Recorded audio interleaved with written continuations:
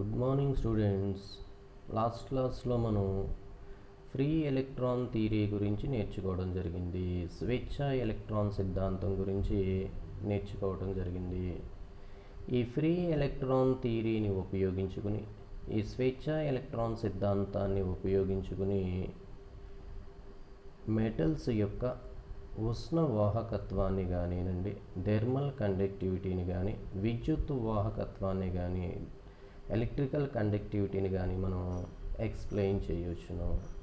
ఏ substance అయినా, ఏ compound అయినా ఉష్ణ వాహకత్వాన్ని కానీ, విద్యుత్ వాహకత్వాన్ని కానీ ప్రదర్శించాలి అంటే, థెర్మల్ కండక్టివిటీని కానీ, ఎలక్ట్రికల్ కండక్టివిటీని కానీ ప్రదర్శించాలి అంటే వాటిలో స్వేచ్ఛ ఎలక్ట్రాన్స్ అనేవి ఉండాలి. ఈ ఫ్రీ ఎలక్ట్రాన్ థియరీ ప్రకారము నుండి స్వేచ్ఛ ఎలక్ట్రాన్ సిద్ధాంతం ప్రకారం మెటల్ క్రిస్టల్స్లో, లోహ స్ఫటికాలలో మనకి స్వేచ్ఛ ఎలక్ట్రాన్స్ అనేవి ఉంటున్నాయి. స్వేచ్ఛగా సంచరిస్తున్నటువంటి ఎలక్ట్రాన్స్ అనేవి ఉంటున్నాయి.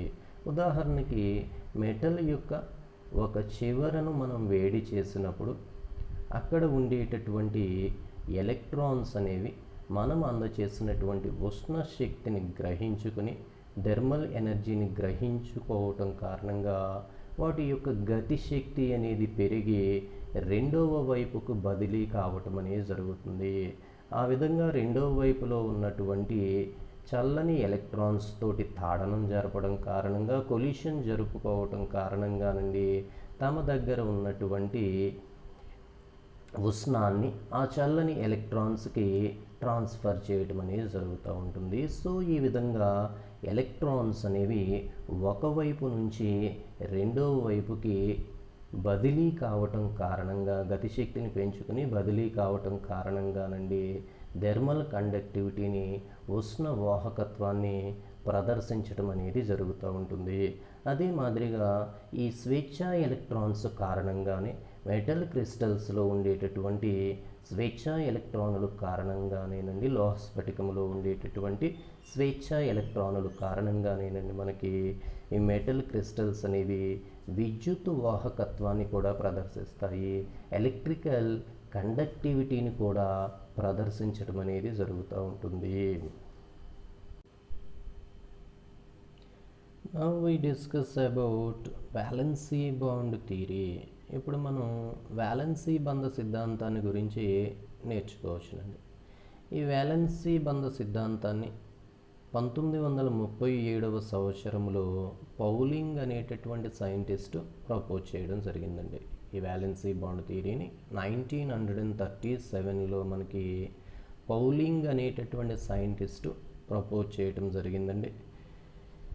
ఈ వ్యాలెన్సీ బాండ్ థియరీని రెజోనెన్స్ థియరీ అని కూడా పిలవడం జరుగుతుంది.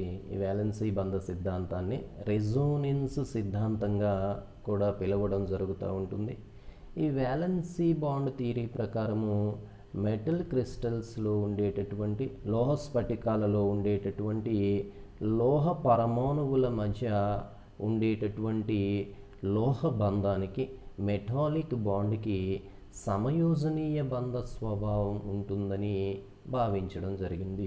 ఈ వ్యాలెన్సీ బాండ్ థియరీ ప్రకారమునండి మెటల్ క్రిస్టల్లో ఉండేటటువంటి, లోహ స్ఫటికములో ఉండేటటువంటి లోహ పరమాణువులకు మధ్యలో ఉండేటటువంటి లోహ బంధానికి కోవెలెంట్ బాండ్ నేచర్ అనేది, సమయోజనీయ బంధ స్వభావం ఉంటుందని భావించడం అనేది జరిగింది. అయితే ఇక్కడ ఏర్పడేటటువంటి సమయోజనీయ బంధము అనేదండి పర్మనెంట్గా ఒకే చోట ఫిక్స్ అయి ఉండకుండా ఒక చోట నుంచి మరొక చోటకి షిఫ్ట్ కావటం అనేది జరుగుతూ ఉంటుంది.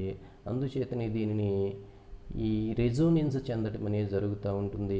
అందుచేతనే దీనిని మనం రెజోనెన్స్ థియరీగా కూడా పిలవడం జరుగుతూ ఉంటుంది. ఈ వ్యాలెన్సీ బాండ్ థియరీనేనండి రెజోనెన్స్ థియరీగా కూడా పిలవడం జరుగుతుంది. కారణం ఏంటి అంటే ఇక్కడ లోహ పరమాణువులకు మధ్య ఫామ్ అయ్యేటటువంటి ఈ కోవెలెంట్ బాండ్ అనేది ఒకే చోట స్థిరముగా ఉండకుండా బదిలీ కావటం కారణంగా, రెజోనెన్స్ చెందటము కారణంగానండి ఈ వ్యాలెన్సీ బాండ్ థియరీనేనండి రెజోనెన్స్ థియరీగా పిలవటం జరుగుతూ ఉంటుంది.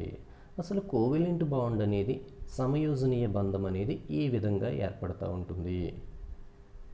బంధానికి కావలసినటువంటి 2 ఎలక్ట్రాన్స్ని, బాండ్కి రిక్వైర్ అయ్యేటటువంటి 2 ఎలక్ట్రాన్స్ని 2 పరమాణువులు దానము చేసి, ఆ విధంగా దానం చేసినటువంటి ఎలక్ట్రాన్స్ని ఈక్వల్గా షేర్ చేసుకోవడం వల్ల ఫామ్ అయ్యేటటువంటి బాండుని మనం ఏమని పిలుస్తాము అంటేనండి కోవిలెంట్ బాండుగా పిలవటం జరుగుతుంది, సమయోజనీయ బంధంగా పిలవటం జరుగుతుంది. బాండుకి కావలసినటువంటి 2 ఎలక్ట్రాన్స్ని 2 యాటమ్స్ డొనేట్ చేసి, ఆ బాండింగ్లో పార్టిసిపేట్ చేసేటటువంటి 2 యాటమ్స్ డొనేట్ చేసి, ఆ విధంగా డొనేట్ చేసినటువంటి ఎలక్ట్రాన్స్ని సమిష్టిగా పంచుకోవడం ద్వారా ఏర్పడేటటువంటి బాండుని మనం ఏమని పిలుస్తాము అంటే కోవిలెంట్ బాండుగా పిలవడం జరుగుతుంది, సమయోజనీయ బంధముగా పిలవటం అనేది జరుగుతూ ఉంటుంది. అయితే మెటల్స్లో మనకి ఇటువంటి కోవెలెంట్ బాండ్ అనేది ఏర్పడాలి అంటే ఆ మెటల్స్ అనేవండి మనకి ద్వి అణుకాలుగా ఉండాలి. ఫర్ ఎగ్జాంపుల్ లిథియం అనేది ఏమోనండి మనకి Li2 గానునండి, అలాగే సోడియం అనేది ఏమోనండి మనకి Na2 గాను ఉండాలి. ఓకే, మెటల్స్లో మనకి ఇటువంటి సమయోజనీయ బంధాన్ని వివరించాలి అంటే ఆ మెటల్స్ అనేవి ఫర్ ఎగ్జాంపుల్ లిథియం అనేదేమో మనకి Li2 రూపంలో ఉండాలి, సోడియం అనేదండి మనకి Na2 రూపంలో ఉండాలి. అయితే ఈ లిథియం సోడియంలు అనేవండి గ్యాసియస్ స్టేట్లో ఉన్నప్పుడు లిథియం కానివ్వండి, లిథియం మెటల్ కానీ సోడియం మెటల్ కానివ్వండి మనకి గ్యాసియస్ స్టేట్లో ఉన్నప్పుడు, వాయు స్థితిలో ఉన్నప్పుడు అవి Li2 మరియు Na2 రూపములో ఉన్నట్లుగా వాటి యొక్క వర్ణపట ప్రయోగాలు అనేవి తెలియచేయటం జరుగుతూ ఉంటుంది. ఈ లిథియం క్రిస్టల్ కానివ్వండి, ఈ లిథియం మెటల్ కానీ సోడియం మెటల్ కానివ్వండి మనకి వాయు స్థితిలో ఉన్నప్పుడు, గ్యాసియస్ స్టేట్లో ఉన్నప్పుడు అవి Li2 రూపములోను Na2 రూపములోను ఉన్నట్లుగా వాటి యొక్క వర్ణపట ప్రయోగాలు అనేవి మనకి నిర్ధారించడం అనేది జరుగుతూ ఉంటుంది. ఫర్ ఎగ్జాంపుల్ మనం లిథియం మెటల్ని తీసుకున్నట్లయితే దీనికి అటామిక్ నెంబర్ అనేది 3గా ఉంటుందండి. దీని యొక్క ఎలక్ట్రానిక్ కాన్ఫిగరేషన్ 1s2 2s1గా ఉంటుంది. లిథియంకి ఎలక్ట్రానిక్ కాన్ఫిగరేషన్ అనేది 1s2 2s1గా ఉంటుంది. ఇక్కడ వ్యాలెన్సీ షెల్గా మనకి సెకండ్ షెల్ అనేది పనిచేస్తూ ఉంటుంది. సెకండ్ షెల్లో ఒక వ్యాలెన్సీ ఎలక్ట్రాన్ అనేది ఉంది.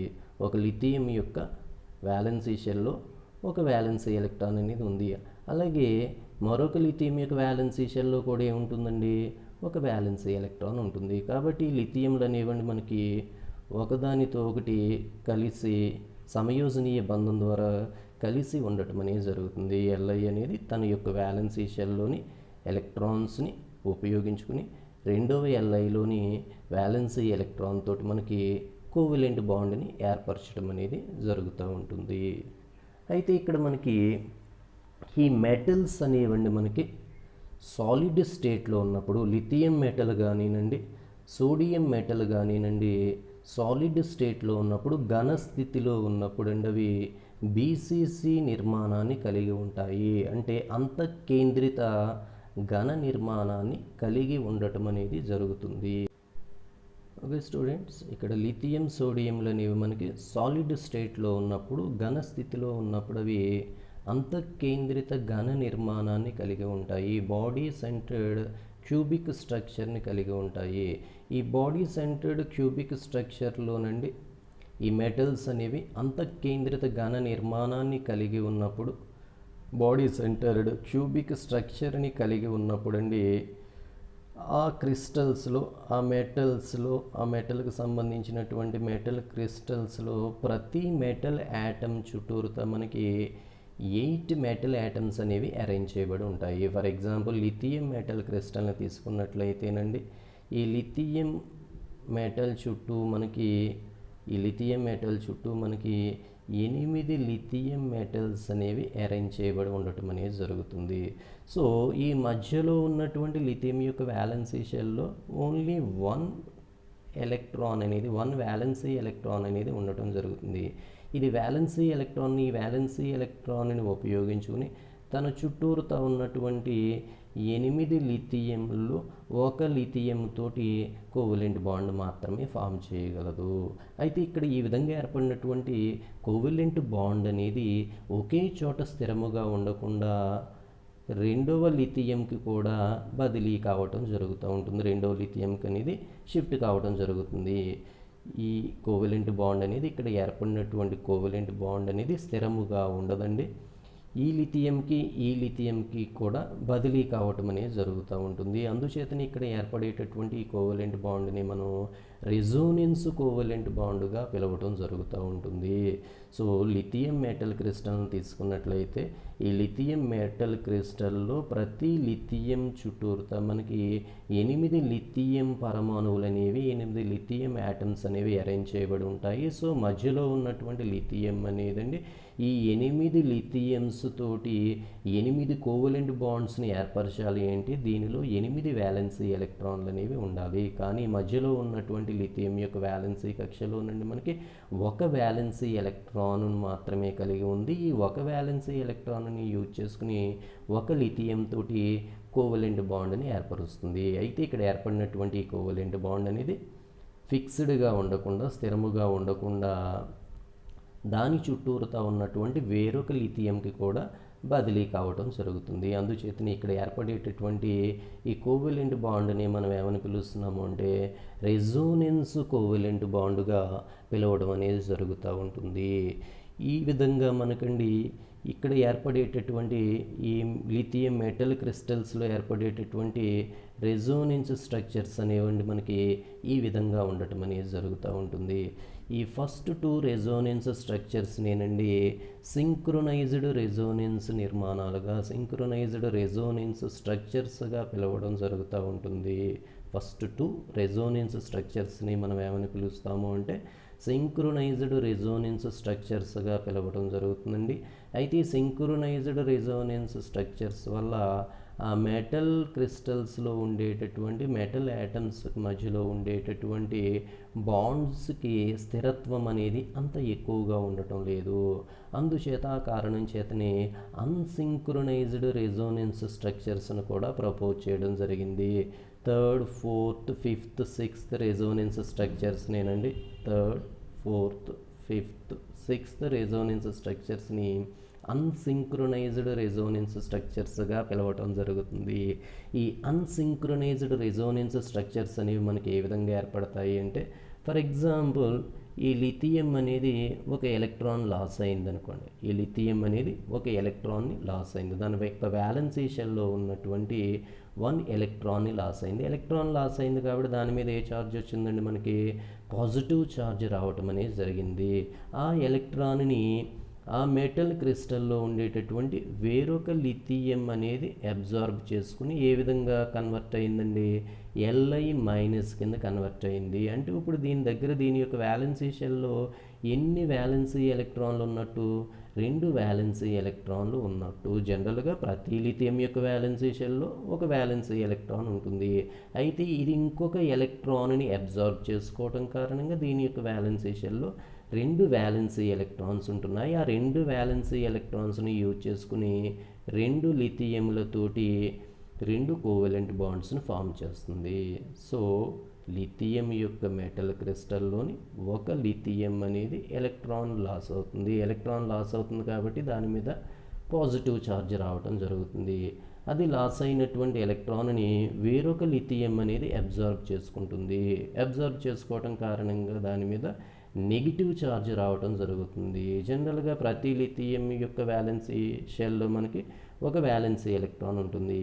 ఇది ఇంకొక ఎలక్ట్రాన్ని కూడా అబ్జార్బ్ చేసుకోవడం కారణంగా దీని దగ్గర ఎన్ని వ్యాలెన్సీ ఎలక్ట్రాన్లు ఉంటున్నాయి అంటే 2 వ్యాలెన్సీ ఎలక్ట్రాన్స్ ఉంటున్నాయి. ఈ 2 వ్యాలెన్సీ ఎలక్ట్రాన్స్ని యూజ్ చేసుకుని ఇది 2 లిథియమ్స్ తోటి ఈ విధంగా బాండ్స్ని ఫామ్ చేయటం అనేది జరుగుతూ ఉంటుంది.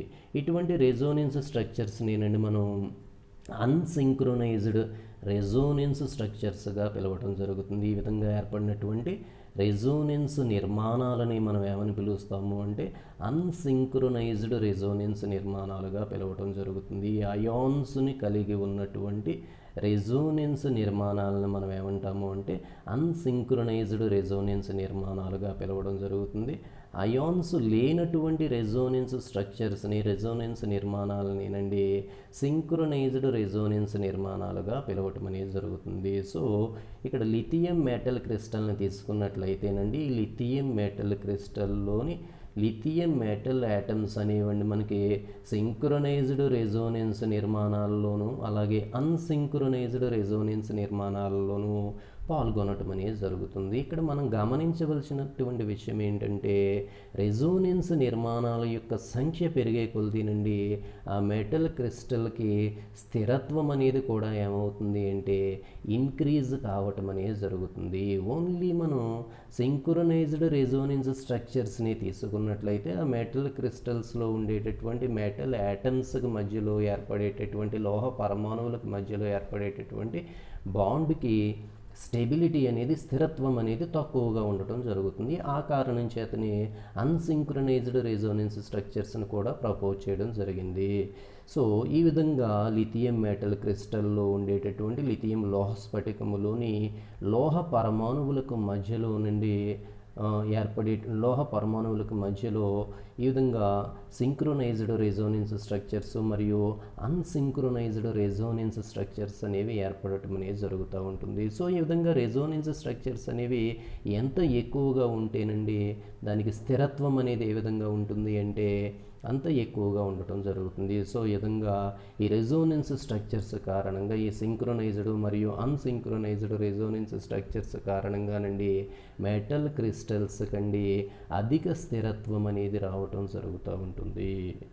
సో ఈ వ్యాలెన్సీ బాండ్ థియరీలో ఉండేటటువంటి ప్రధానమైనటువంటి లోపం ఏంటి అంటే, ఈ వ్యాలెన్సీ బంధ సిద్ధాంతం అనేదండి మెటల్స్కి సంబంధించినటువంటి థెర్మల్ కండక్టివిటీని కానివ్వండి ఎలక్ట్రికల్ కండక్టివిటీని కానీ ఎక్స్ప్లెయిన్ చేయలేదు. ఈ వ్యాలెన్సీ బంధ సిద్ధాంతం అనేది, వ్యాలెన్సీ బాండ్ థియరీ అనేది మెటల్ క్రిస్టల్స్కి సంబంధించినటువంటి లోహ స్ఫటికాలకు సంబంధించినటువంటి ఉష్ణ వాహకత్వాన్ని కానివ్వండి అలాగే విద్యుత్ వాహకత్వాన్ని కానీ ఇది వివరించలేదు. కాబట్టి దీనిని మనం ప్రధానమైనటువంటి లోపముగా చెప్పుకోవచ్చును. అలాగే కొన్ని మెటల్స్లో నుండి టెంపరేచర్ అనేది ఇంక్రీజ్ అయ్యే కొలది, ఉష్ణోగ్రత అనేది పెంచే కొలది వాటి యొక్క కండక్టివిటీ అనేది తగ్గిపోవటం జరుగుతూ ఉంటుంది. వాటి యొక్క వాహకత్వం అనేది తగ్గిపోవటం జరుగుతూ ఉంటుంది. ఆ విధంగా ఎందుకు జరుగుతుందన్న దానిని కూడా మనకి వ్యాలెన్సీ బాండ్ థియరీ అనేది, వ్యాలెన్సీ బంధ సిద్ధాంతం అనేది వివరించలేదు. కాబట్టి వీటిని మనం వ్యాలెన్సీ బాండ్ థియరీలోని ప్రధానమైనటువంటి లోపాలుగా మనం చెప్పుకోవచ్చును. ఓకే, నెక్స్ట్ క్లాస్లో మనం ఎంఓ థియరీ లేదా బ్యాండ్ థియరీ గురించి నేర్చుకోవచ్చునండి. నెక్స్ట్ క్లాస్లో మనం మాలిక్యులర్ ఆర్బిటాల్ థియరీ లేదా బ్యాండ్ థియరీ గురించి నేర్చుకోవచ్చును. Thank you.